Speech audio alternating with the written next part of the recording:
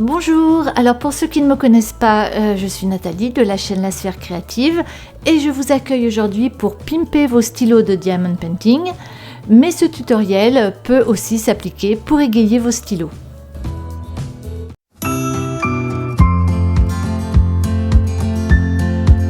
Pour cette création, je vais utiliser de la pâte polymère métallique de la marque Cernit. Alors vous pouvez bien évidemment utiliser une autre marque en prenant bien soin toutefois de respecter les températures de cuisson puisqu'elles peuvent varier selon la marque.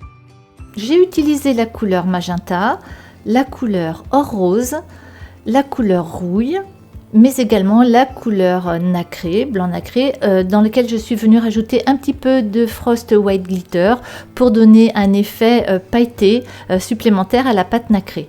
Alors pour gagner un petit peu de temps, j'ai déjà préparé mes couleurs. Je voudrais simplement vous rappeler qu'il est très important de bien conditionner votre polymère, c'est-à-dire de bien la malaxer, évidemment pour l'assouplir, mais surtout pour bien mélanger les agents polymères qui la composent. J'ai passé mes couleurs dans la machine à pâte au cran numéro 3 pour obtenir une épaisseur uniforme. Alors si vous n'en avez pas, vous pouvez vous servir de guides comme ici des pics à brochettes en bois ou alors des bâtons de glace par exemple ou toute autre chose rigide, c'est nécessaire que ça soit bien dur, qui vous permettra de varier les épaisseurs. Alors, l'un des premiers achats vraiment que je recommande lorsque l'on se lance dans la création polymère, c'est bien cette machine à pâte, car une fois qu'on l'utilise, je vous avoue qu'on ne peut plus s'en passer. Je travaille toujours ma polymère sur un support lisse, comme ici un carreau de carrelage. Moi j'en possède un grand, mais là pour la vidéo c'était plus simple. Et j'ai pris soin, vous l'avez vu, de mettre un peu de pâte à fixe pour ne pas qu'il bouge sur mon plan de travail. Je vais pouvoir maintenant l'aplatir et me servir donc des guides pour avoir une épaisseur uniforme.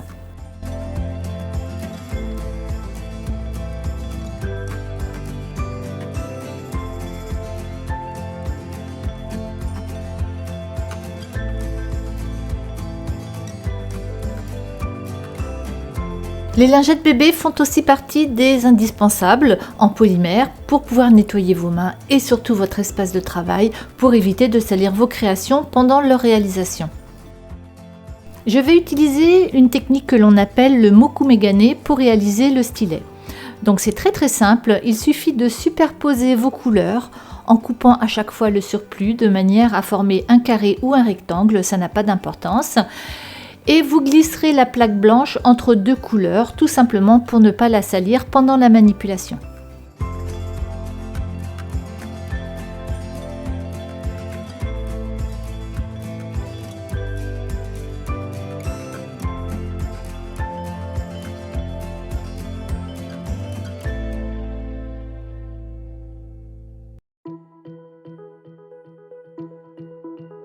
Alors on obtient une plaque avec 4 couleurs et je vais à présent l'affiner avec le rouleau. Alors n'oubliez pas de retourner votre pâte de temps en temps quand vous l'étalez et aussi de vous aider des guides pour obtenir la bonne épaisseur.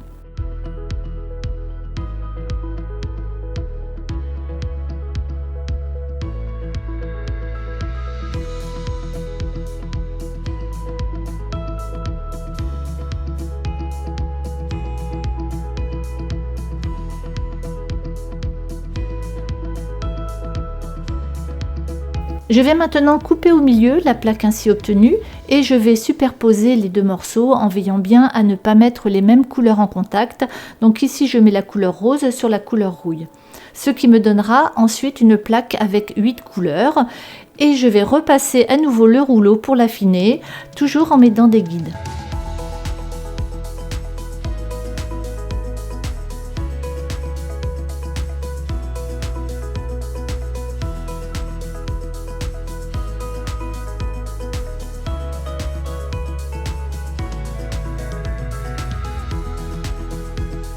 Une fois que c'est fait, je vais recommencer exactement la même opération que précédemment, c'est-à-dire que je coupe au milieu et j'assemble.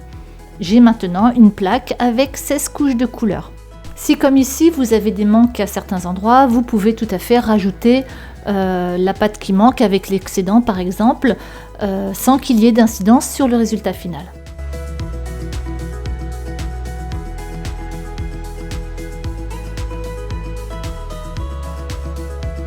Je vais l'affiner une dernière fois, puis je couperai la plaque en deux que je vais superposer, puis à nouveau encore en deux que je vais encore superposer. Et là, vous l'aurez bien compris, je n'ai plus du tout compté, hein, mais je pense qu'on ne doit pas être loin des 64 couches de couleurs.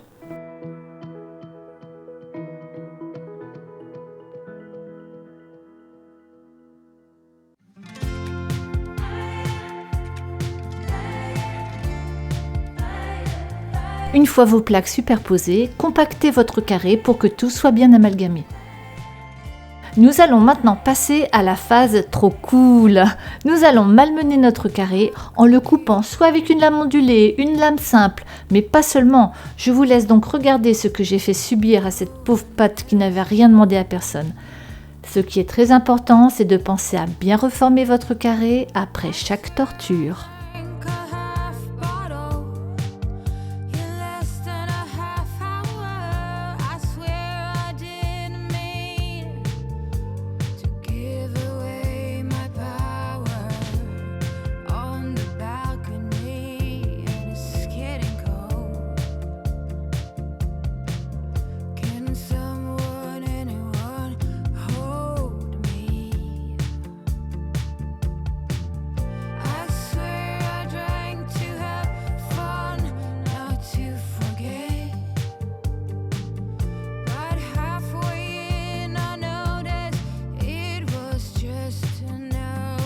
Le principe de cette technique est de créer des dépressions dans la pâte, c'est-à-dire que les couches de couleur vont bouger à chaque fois que l'on va couper ou enfoncer quelque chose dans la pâte, et c'est ce qui donnera un super résultat une fois que l'on aura scalpé la pâte. Et oui, ce non content de la torturer, on va aussi la scalper. Comme je le disais, maintenant je vais scalper la pâte à l'aide d'une lame.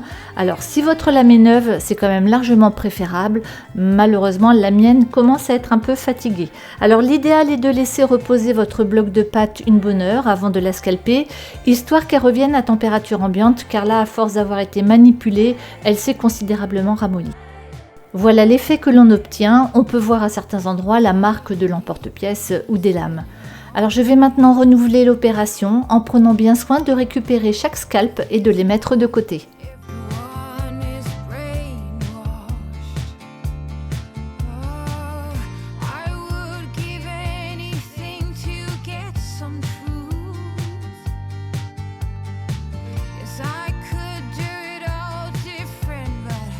Là, on voit très bien que ma pâte est beaucoup trop molle, ce qui ne me facilite pas la tâche, vraiment. Alors, faites des tranches pas trop épaisses, essayez d'être le plus régulier possible, et si elles ne sont pas toutes pareilles, ce n'est pas grave, on pourra le rectifier par la suite.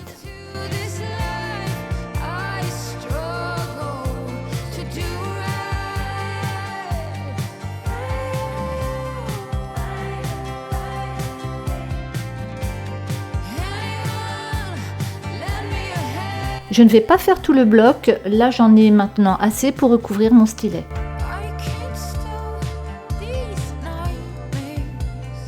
J'ai conditionné de la pâte Burke ou pâte cracra.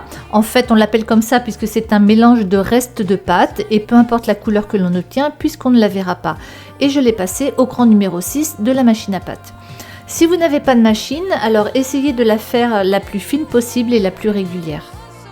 Je positionne mon stylet et je coupe l'excédent. Alors, il suffira ensuite tout simplement de remplir cet espace avec les scalps obtenus précédemment.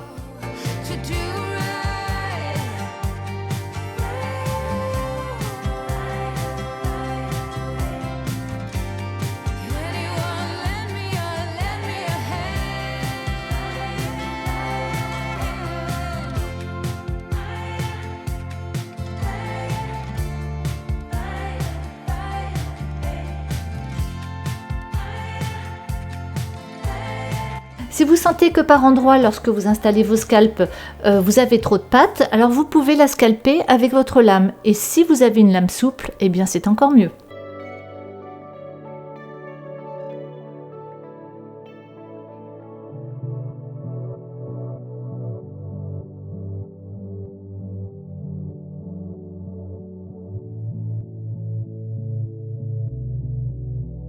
Une fois tout recouvert, je passe le rouleau pour aplanir l'ensemble. Alors attention de ne pas trop appuyer car on risque de déformer le motif et pour l'instant on cherche simplement à niveler notre plaque. Vous jugerez au toucher si vous avez besoin de rajouter de la pâte s'il y a un creux ou en enlever si vous sentez qu'il y en a trop.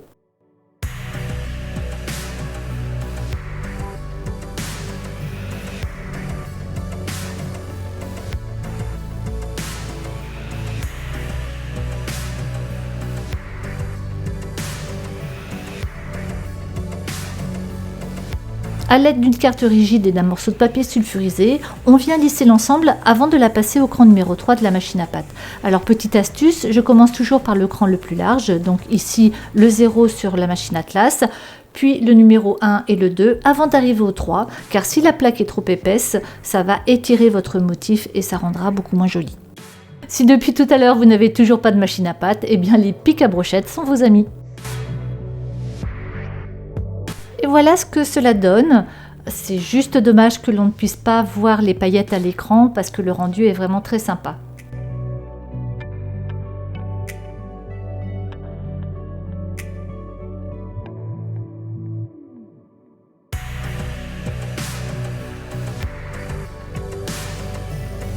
C'est le moment de recouvrir le stylet. Je coupe donc sur 3 des 4 côtés. Je pose le stylet sur le côté moche, on peut le dire. Et je m'aide de ma lame pour lever ma pâte, qui là est vraiment très molle et qui adhère au carreau. Donc ce n'est pas grave si c'est déformé, puisque je vais couper juste après cette partie-là pour avoir quelque chose de net.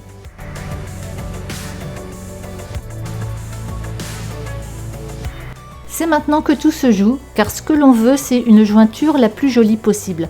Alors je roule mon stylet jusqu'à ce que le bord supérieur de la pâte fasse une marque sur ma plaque, puis à l'aide de ma lame, je vais couper légèrement en biais à 45 degrés, le fil de la lame vers moi, mais attention, je coupe juste derrière la ligne, cela évitera ainsi que les bords ne se chevauchent. Bon, là on voit bien que ma lame est émoussée, mais ce n'est pas grave puisque ça ne se verra pas. Je vais joindre les bords doucement en lissant avec le doigt. Alors pendant cette opération, on a la main légère, tout en délicatesse pour ne pas déformer la pâte. J'utilise d'habitude des gants pour éviter de laisser des empreintes, tout simplement sur mes créations, ce qui, vous l'avouerez, n'est pas très esthétique en soi, mais aussi surtout pour éviter un contact prolongé de la polymère avec ma peau. Malheureusement, le jour où j'ai tourné cette vidéo, eh bien voilà, j'étais en rupture de gants. Donc si vous-même vous faites beaucoup de polymère, pensez quand même à vous protéger avec des gants.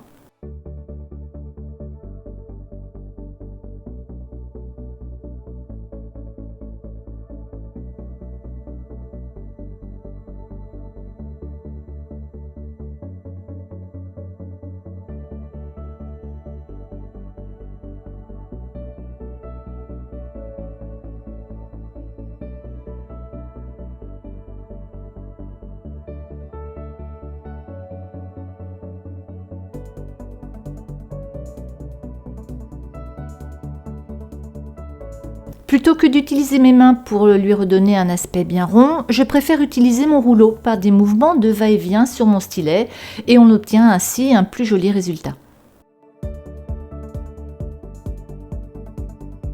Il est temps maintenant de mettre en cuisson. Alors j'ai utilisé le pic à brochette comme support pour mon stylet et je l'ai posé sur la plaque de mon mini four qui est dédiée à cet effet. Alors n'hésitez pas à investir surtout dans un thermomètre de four pour avoir une cuisson sans mauvaise surprise.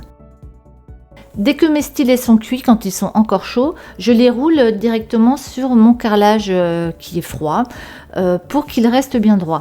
Je ne le faisais pas au début et j'ai remarqué que mes stylets avaient tendance à être légèrement tordus. Ah, nous voilà arrivés à la partie la moins drôle, le ponçage. Donc je sais qu'il y en a beaucoup d'entre vous qui n'aiment pas ça. Alors, ce passage est tout à fait optionnel, mais c'est quand même la garantie d'un plus joli résultat. Donc dans mon bac, il y a simplement de l'eau tiède et un peu de liquide vaisselle et je me sers de papier à poncer à l'eau, type papier de carrossier. Et je commence par utiliser le grain 600 comme mon stylet ne présente pas de défaut majeur. Et ensuite, j'utilise le grain 800. Donc ce n'est pas la peine de monter plus grand, par exemple en 1000, grain 1000 ou grain 1200, puisque si on le ponce trop, le vernis ne tiendra plus. Donc on s'arrête à 800 et c'est parfait, le vernis tiendra, il n'y a pas de souci.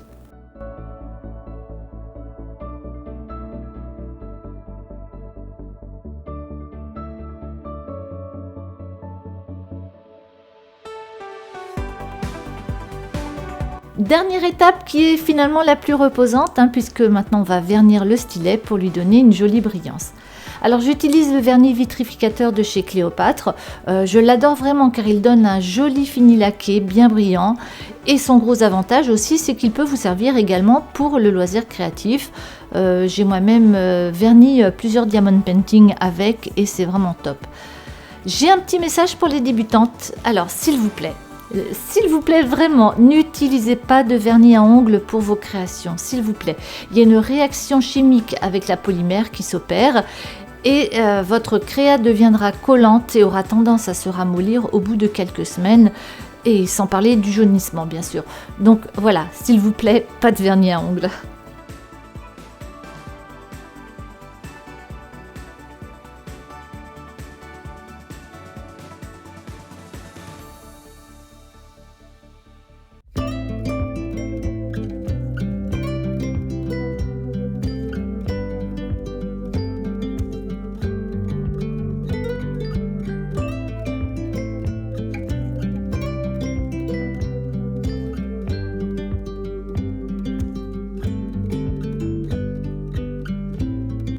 Et voilà, le stylet est maintenant terminé.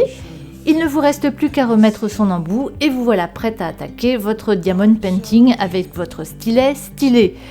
Oui, je sais, c'est un jeu de mots un peu facile, mais bon, fallait vraiment que je le fasse.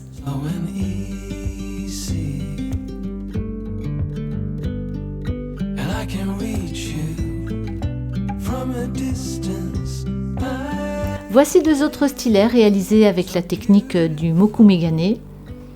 Mais vous avez d'autres possibilités, comme le Milfiori par exemple, mais qui nécessitent d'avoir un extrudeur.